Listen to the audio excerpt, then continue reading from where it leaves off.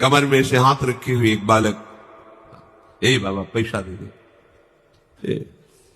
पीछे की बात,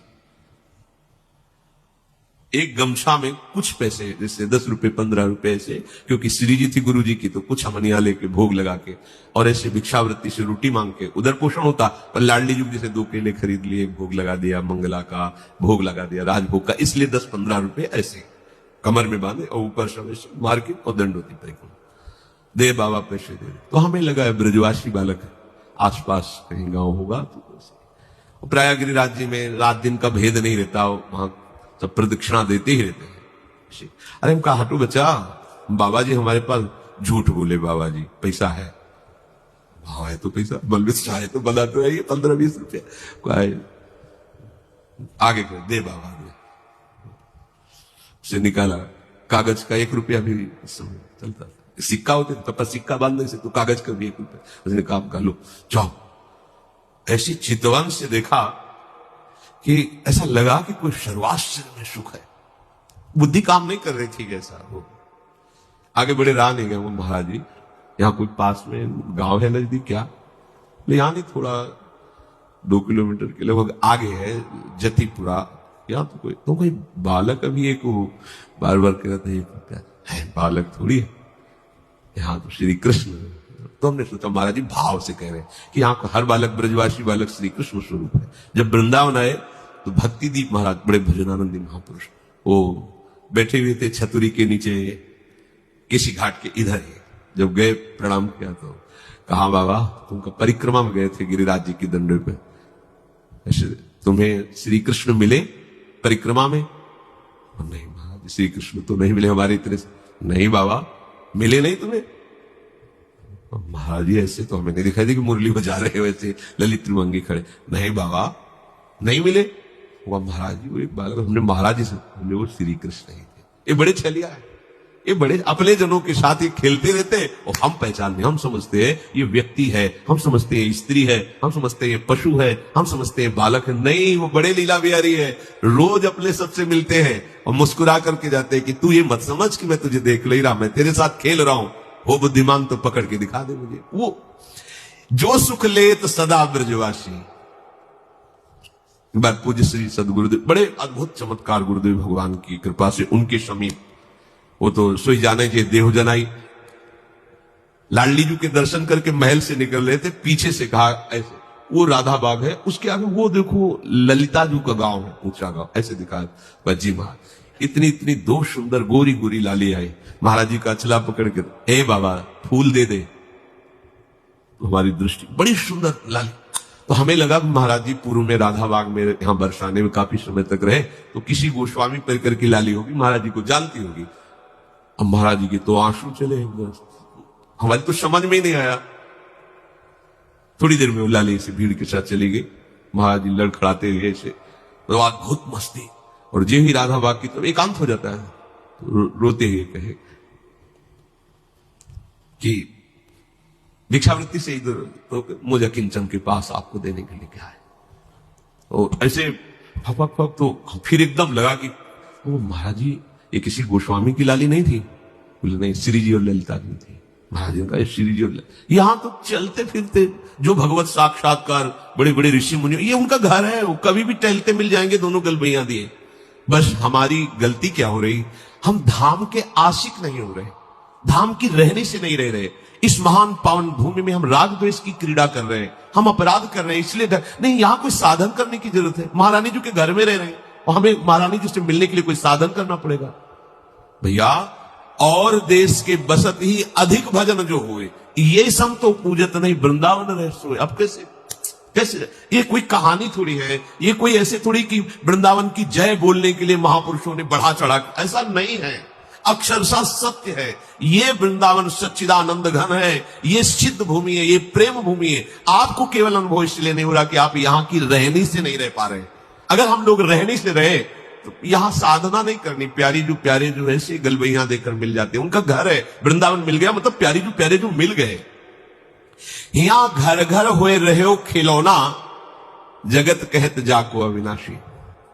यमुना किनारे गोकुल की तरफ टहल रहे थे, विश्वविद्यालय से ब्रज में निकल जाते गुरु जी के साथ, और गुरु जी ऐसे यमुना किनारे बैठे हैं, बार बार ऐसे जैसे कोई उनके साथ खेल रहा है, और वो खेल तो दूर से हम देख, बड़े गंभीर मुद्रा में, अब तो बड़ी कृपा करके सबको सुख देने के लिए आरती कर रहे हैं, प्रकट में श्री जी के दर्शन नहीं कर सकते थे महाराज जी के, लाडली कुंज से कोई की बात नहीं, राधा वल्लभ जी के मंदिर में जाए, संभाषण ही नहीं, देखना ही नहीं, दरवाजा ही नहीं खोलना, बिल्कुल एकांति थी। वो तो आज कृपा बरसा रहे, कृपा कर रहे हैं।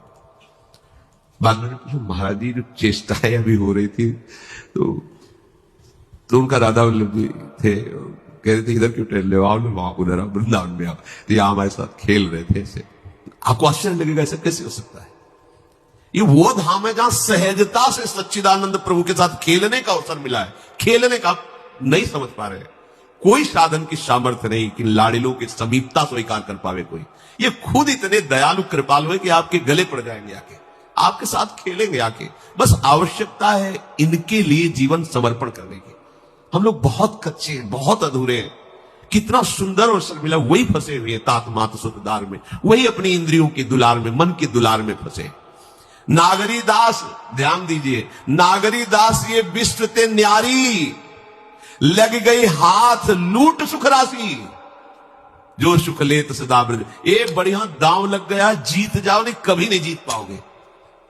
लूट मच गई यार, लूट मच रही सच्चिदानंद की।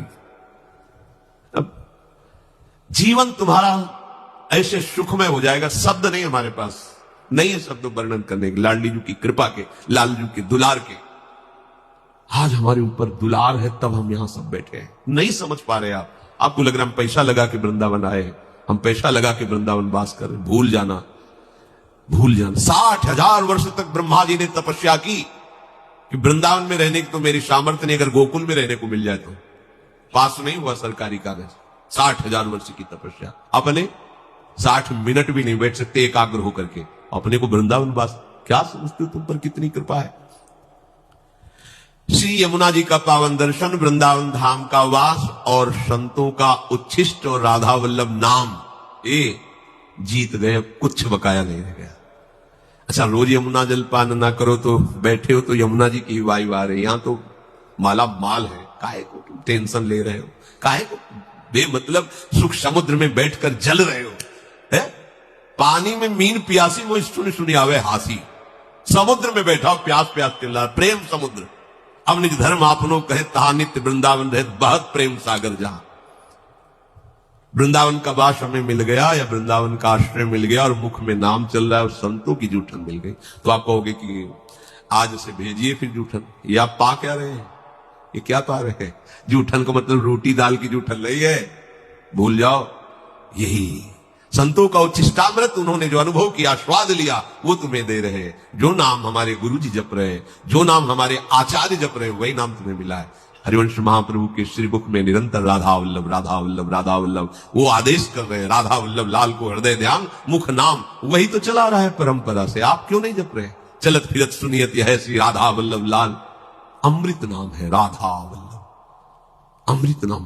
प्रियाजू को अधीन करने के लिए बहुत सुंदर अवसर मिल गया है। श्रीधाम वृंदावन हमारा सहायक है, गुरुदेव हाथ पकड़ करके ले चल रहे, हम लड़खड़ा के गिरेंगे भी तो इतने समर्थ है, हमें पकड़ लेंगे। बस हमें चाल अपनी उधर ही बढ़ानी श्री जी की तरफ। देखो, इसमें आपको एक विशेष सावधानी रखनी परमार्थ में। आपके सामने भय या प्रलोभन दो उपस्थित होंगे। आप माना भयभीत हो गए, लेकिन बढ़ना प्रियाजू की तरफ ही। प्रलोभन हो गया, देख रहे उस भोग की तरफ, लेकिन कदम तुम्हारे नहीं रुकने चाहिए, बढ़ना प्रियाजू के, तो जीत जाओगे। अगर प्रलोभन में खड़े हो गए या भय से पीछे मुड़ गए तो घाटा हो जाएगा।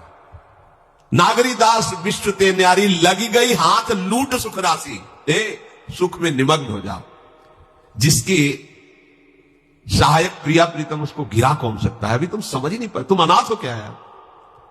इतना हम देखते हैं व्यक्ति में अपना भार लिए डोल रहा है, तब परेशानी ये लगती है कि अरे पागल, तू काहे को इतना भार लिए? मेरे प्रभु घोषणा करके कह रहे हैं योगक्षेमम बहाम्यहम। मुझे भरोसा नहीं हो रहा, केवल तू राधा राधा बोल, बस चिंता मत कर, भविष्य की चिंता मत कर, अपने पालन की चिंता मत कर, अपनी रक्षा की चिंता मत कर, मेरा भजन सुरक्षित बचा रहे, बिल्कुल चिंता मत कर। वो हर समय आप पर नजर रखे हैं, जो प्राप्त कराना है आगे आगे प्राप्त कराते जाएंगे, जो बचाना है रक्षा करना है वो रक्षा, ये उनका भार है, हमारा नहीं है। हमारा सिर्फ काम राधा राधा राधा राधा राधा। प्रभु कह रहे हैं माम स्मरण, सतत मेरा स्मरण कर। अब इस बात पर ध्यान देते हैं कि स्मरण हमारा सतत क्यों नहीं होता।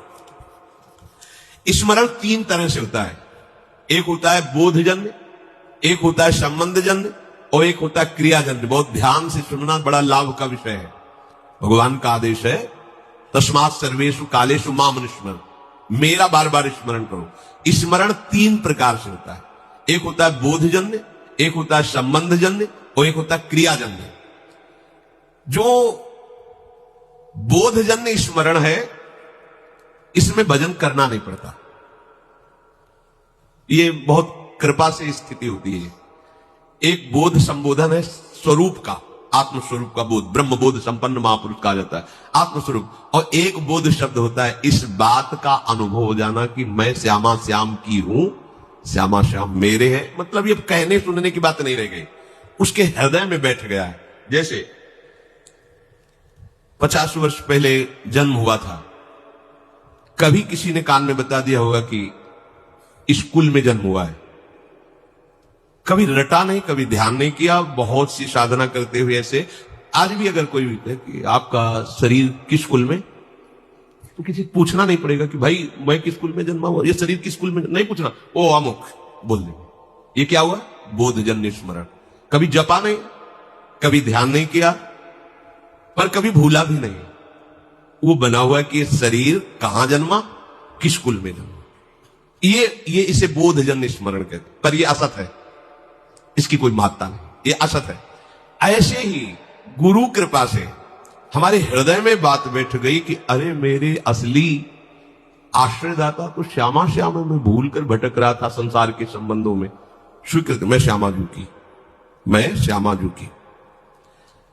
अगर ये बात अंदर बैठ गई है गुरु कृपा से, तो कैसी भी परिस्थिति हो आप देखना, इसकी पहचान है। अगर आपको भारी दुख पड़ रहा है तो तत्काल आपकी वृत्ति श्यामाजू पे गई या किसी व्यक्ति पे गई। अगर व्यक्ति पे गई फेल, साहब बात तभी बनी नहीं, सीधे केवल श्यामाजू के चल राधा राधा राधा। अब क्या होगा भैया, हम तो नहीं जानते, श्री जी के सिवा हमारा कोई परिचय वाला नहीं और कोई पावर नहीं, हमारी श्री जी है, श्री जी के सिवा कोई नहीं। यही सुई आनी चाहिए। आप बराबर स्मरण नहीं कर रहे, अंतर में आपके बैठा है श्री जी के सिवा मेरा कोई नहीं। भारी सुख की वृत्ति है, किसी व्यक्ति पे सुई नहीं जानी चाहिए कि ये बड़ी कृपा की, ये ला करके वस्तु दी, ये इतने रुपए। अगर ऐसे गई आपके चिंतन की धारा गई, सब गड़बड़ कर दिया। भारी से भारी अनुकूल या प्रतिकूल परिस्थिति में आपके अंतर की वृत्ति केवल श्यामाजू के, यह बोधजन्य स्मरण। अब स्मरण नहीं करना पड़ेगा, वो हर समय ठसक बली रहेगी। संबंध का दूसरा स्वरूप आता है स्मरण का। गुरु जी से संबंध हुआ, उन्होंने श्यामा श्याम से संबंध करवाया और हमने स्वीकार किया। अब हमें हर समय देखना है कि मैं तो प्रियाजू की बिकी हुई हूं, मेरा कोई अस्तित्व तो नहीं है।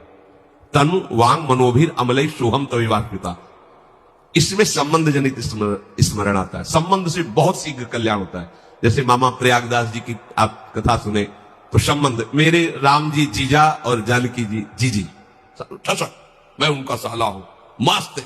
कोई कहता कि अरे मामा कभी माला तो चलाते, तुम्हें देखते नहीं, किसका माला चलाए? अरे मेरे हनोई चक्रवर्ती सम्राट महाराज श्री राम और मेरी जीजी जानकी जी, अब मैं किसका माला चलाऊं? ऐसे गिरदा में से संबंध हर समय ठसक बनी हुई, मेरे प्रियालाल, मेरे श्यामा श्याम। हम लोगों का स्मरण इन दोनों में नहीं है, ना बोधजन्य है, स्वरूप बोध, संबंध बोध, दोनों में नहीं। तीसरे में है, वो भी बड़े भाग्यशाली है, क्रियाजन्य। अभ्यास हम कर रहे हैं, श्यामा श्याम हमारे हैं, श्यामा श्याम श्यामा श्याम, पर अंदर बैठा हुआ है हमारी मौसी, हमारी मम्मी, हमारे पापा है, हमारे अमुक संबंधी है। संबंध हमारा जगत से, संबंध हमारा देह से। अभ्यास कर रहे हैं कि श्यामा श्याम का मैं हूं, मैं उनका अंश हूं, उनका नाम जप कर रहे हैं। इसमें अखंड भजन करने का अभ्यास कर रहे हैं, अखंड भजन होता नहीं इसमें। बोध में अभ्यास भी नहीं है, चिंतन का कोई प्रयास भी नहीं है। उसका कैसे चिंतन होता है? गोस्वामी जी ने बिल्कुल सरल भाषा में बताया है, तुलसीदास जी।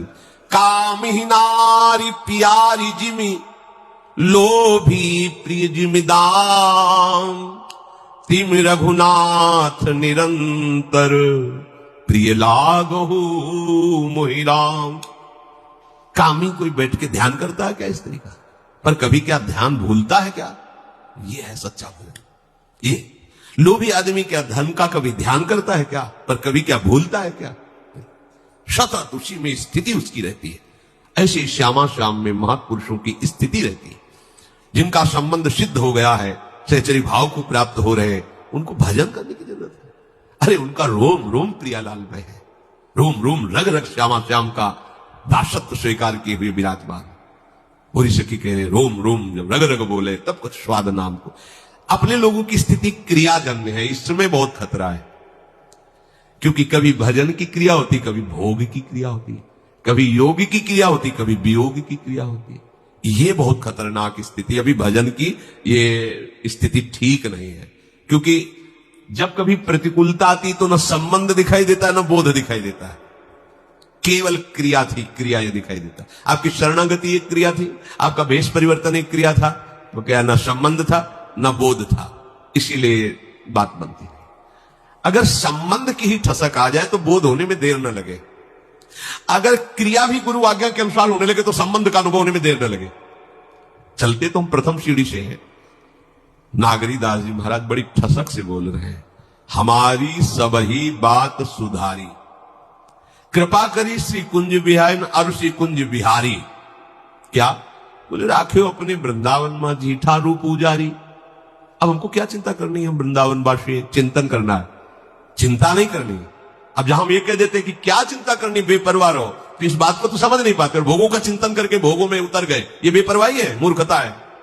चिंता नहीं करनी, चिंतन करना है। स्वामिनी जी का चिंतन अपने वृंदावन में हमें रख लिया तो हमारी सारी बात सुधार दी। जेठा रूप पुजारी, नित्य केले आनंद अखंडित, रसिक संग सुखकारी, कलह कलेश न व्यापे ईठा ठोर विस्तृत न्यारी, नागरी दासी जन्म जितायो, बलिहारी बलिहारी, हमारी सब ही बात सुधारी। आपके मन में आता है बात? हमारी बात हो गई। आपको कोई अगर पूछे कि आपकी साधना क्या, आपका कल्याण क्या, हमारा सब हो गया क्या? अरे वृंदावन वासी, तुमको अब भी चिंता है कल्याण की? हम वृंदावन वासी अब भी हम पापी हैं?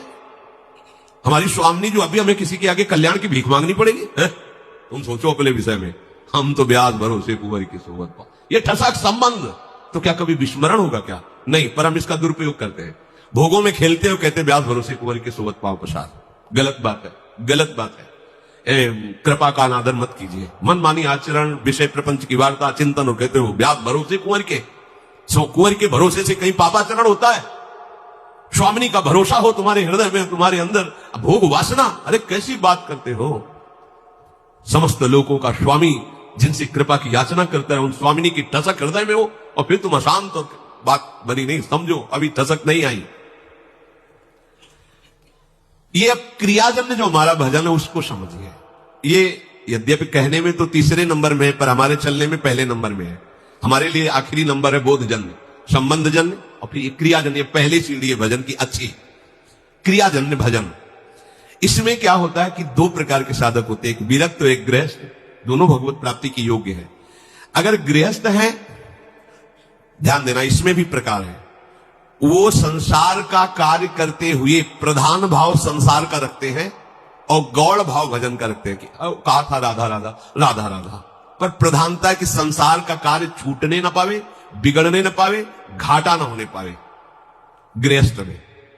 क्योंकि सारा कार्य रुपये से चलेगा, राधा नाम से थोड़ी चलेगा। ऐसी भावना मूल में उनके बैठी, उनके हृदय में बात बैठी। क्रिया करूंगा तो धन मिलेगा, धन मिलेगा तो हमारी बात बनेगी। हाँ, थोड़ा मंगल हो जाए, आनंद हो जाए, इसलिए राधा नाम भी लेते रहते हैं। तो उनका गौड़ माने विशेष भाव नहीं है भजन का, संसार का विशेष कार्य कर रहे हैं और बीच बीच में ऐसे गौड़ भाव से नाम स्मरण करते हैं। पूरा भाव है कि हमारा काम ठीक होना चाहिए, इसका लाभ पूरा मिलना चाहिए, ऐसा। और उसमें दूसरे भी भक्त ऐसे होते हैं जो गृहस्थ में, जिनका मुख्य भाव होता है कि भजन न छूटने पाए, चाहे सब कुछ नष्ट हो जाए। उन्हीं में प्रवृत्ति मार्ग में अब वो क्या करते हैं, भजन की मुख्यता रखते हैं और संसार के कार्य को गौड़ रखते हैं। तो उनका कार्य भी सही होता है, क्योंकि भजन हो रहा है तो एकाग्रता है, मुख्यता भजन की है, और उनका परिणाम भी बहुत जोर का मंगल होता है। ये दूसरा अभ्यास वाला बहुत जल्दी संबंध को प्राप्त होगा, और फिर संबंध की कृपा से वो बोध को प्राप्त हो जाएगा। ये जो पहला है कि संसार का कार्य प्रमुख मुख्यता रखते हुए कभी कभी थोड़ा थोड़ा भजन, ये भी प्रणाम करने योग्य है, पर इनको संबंध में पहुंचने में बहुत समय लगेगा, क्योंकि अपने संबंधों को सुदृढ़ किए हैं संसार में और उनके लाभ का विषय है धन और भोग, इसलिए अभी ये परमार्थ की ऊंचाई पे चढ़ने की योग्यता नहीं लाए। दूसरा जो मुख्य बात उसके हृदय में बैठ गई कि हानि हरिवंश के नाम अंतर परे, लाभ हरिवंश उच्चत बानी। अगर मुझे 1 घंटे में 5 लाख रुपए मिलते हैं और नाम छूट गया तो 5 लाख किस काम के, क्योंकि हम 5 लाख रुपए से 5 सेकंड भी समय नहीं खरीद सकते जो 1 घंटे समय दिया। इतना विचार सुदृढ़, वो नाम नहीं छोड़ सकता। मुख्यता नाम की रहती है, गौड़ कार्य रहते हैं, पूरा हो तो ठीक, ना पूरा हो तो ठीक, श्री जी जाले, भजन पूरा होना चाहिए। ये परमार्थ की ऊंचाई पर चढ़ने की जो क्रिया कर रहे हैं, क्रियाजन्य भजन, ये इनको ऊंचाई में पहुंचा देगा।